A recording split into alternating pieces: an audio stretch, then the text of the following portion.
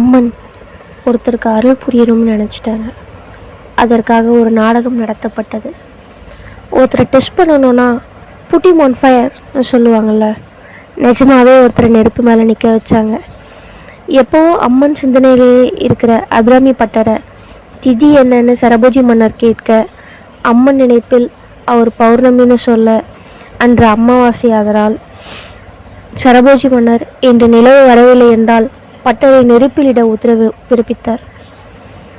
மன்னர் மக்கள் முன்னிலையில் பரண் அமைத்து கீழே நெருப்பு மூட்டி பட்டர் மேலே நிறுத்தப்பட்டார்.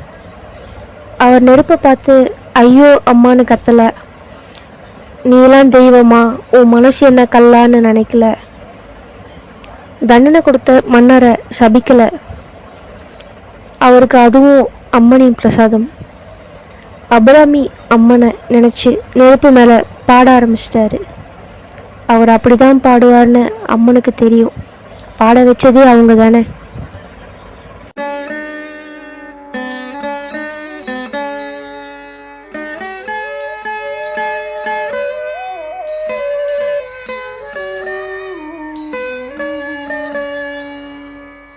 பட்டருக்கு நெருப்பே இறைவியாக தோன்றியது. உதிக்கின்ற சூரியனை போன்ற உச்சி திலகம், ஞானியர் மதிக்கின்ற மாணிக்கத்தை போன்ற மென்மையுடையவர், மாதுளை மொட்டுக்கள் போன்ற மென்மையானவர், திருமகள் துதிக்கின்ற மின்கொடியை போன்ற உருவமுடையவர், பிரகாசமானவர், குங்குமத்தை குழைத்து பூசிக்கொண்டது போல் மென்மையான மேனியுடையவர், என்றும் அபிராமி அன்னையே எந்தன் துணை. துணையும் நீதான், தெய்வமும் நீதான், என்னை பெற்ற தாயும் நீதான். நான் அறிந்து கொண்டேன், உணர்ந்து கொண்டேன். மென்மையான பாசமும் நீதான், ஆயுதமான அங்குசமும் நீதான், அனைத்தும் நீதான் என அறிந்து கொண்டேன். நீயின்றி எங்கு எதுவும் இல்லை என அறிந்து கொண்டேன். அறிந்தேன், யாரும் அறியா மறையை அறிந்து கொண்டேன். உன் திருவடிகளை பிடித்து வேண்டியதை பெறுவதல்ல அருள். உன் திருவடிகளை சரணடைவதே உன் அருளினால்தான், உன் கருணையினால்தான், உன் அன்பினால்தான். அன்பும் இறையும் வெவ்வேறானது அல்ல. ஒன்று குறையும் போது மற்றொன்று தானாக விலகும். அவ்வாறு குறைய நேர்ந்தால் நாம் நோய்வாய்ப்பட்டிருக்கிறோம் என உணர்ந்து வெறுவி பிரிய வேண்டும். நாம் மறிந்து விழுந்து நரகுக்கு உருவாக போகிறோம் என உணர்ந்து அன்னையின் திருவடியை சரணடைய வேண்டும். இறைவியே, மனிதர்களும் தேவர்களும் முனிவர்களும் தங்களை தேடி வந்து தங்கள் மென்மையான திருவடிகளை வணங்குகிறார்கள். என்னுடைய சிறிய அறிவினால் தங்களை அடைய முடியவில்லை தாயே. ஆகையினால் கொன்றை பூவிற்கும் நிலவிற்கும் பாம்பிற்கும் கங்கை நதிக்கும் அடைக்கலம் தந்த சிவபெருமானும் தாங்களும் தாங்களாகவே என் சிந்தனையிலிருந்து என்னாலும் அருள வேண்டும். முத்தொழிலும் இடைவிடாமல் பொருந்தி ஈடுபட்டிருந்தாலும் தன் மக்களுக்கு தன் அருள் தேவை எனப்படும் போது தன் அதீத தாயன்பினால் எங்களுக்காக வருந்தி கருணை கொண்டு அருள் புரியும் இறைவியே, சிவபெருமான் அருந்திய ஆழகால விஷத்தையே தன் அன்பு பாய்ந்த கைவிரல் தீண்டலால் அமுதாக்கிய அம்பிகையே, தங்களின் பாதங்களை என் தலையில் வைத்து அருள வேண்டும். என் தலையின் மேல் நான் ஏந்தி கொள்ள வேண்டுவது உன் பொன்னான மென்மையான திருவடிகளையே. என் சிந்தையுள்ளே நிலைத்திருப்பது உன் திருமந்திரம். சிவந்த அழகிய பெண்ணே, நான் சிறியேன்.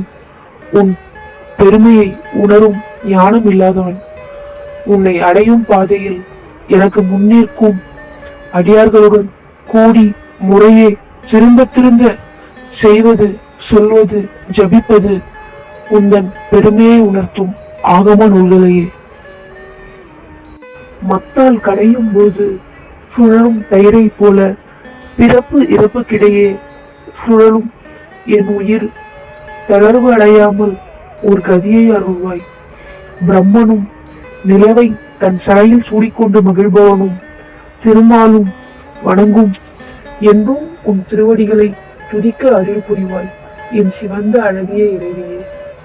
இறைவியே, என் துணைவியே, மகிஷாசுரனின் தலைமையில் நின்று அவன் ஆணவத்தை அழித்தவளே, பிரம்மனின் தலையொட்டை தன் கைகளில் பெற்று அவர் ஆணவத்தை முற்றுப்பெற செய்தவளே, என் ஆணவத்தை, பற்றுதலை, பாசத்தொடரை எல்லாம் அறுத்து அருள் புரிய வேண்டும் தாயே. உன் மலர் போன்ற திருவடிகளே என்றும் என் கருத்தில் இருக்க வேண்டும் தாயே. கனத்த கருணை கொண்ட அம்மையே, என் முன்னே வந்து அருள் புரிய வேண்டும்.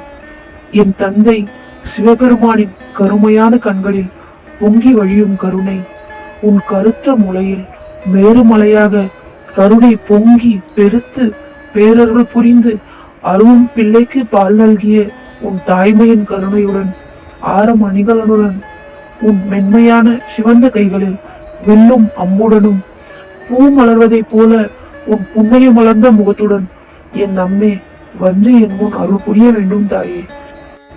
அனைத்தும் நீயே, நிற்பதும் நீயே, இருப்பதும் நீயே, கிடப்பதும் நீயே, நடப்பதும் நீயே, நினைப்பதும் உன்னையே, என்றும் வணங்குவது உன் மலர் பாதங்களையே.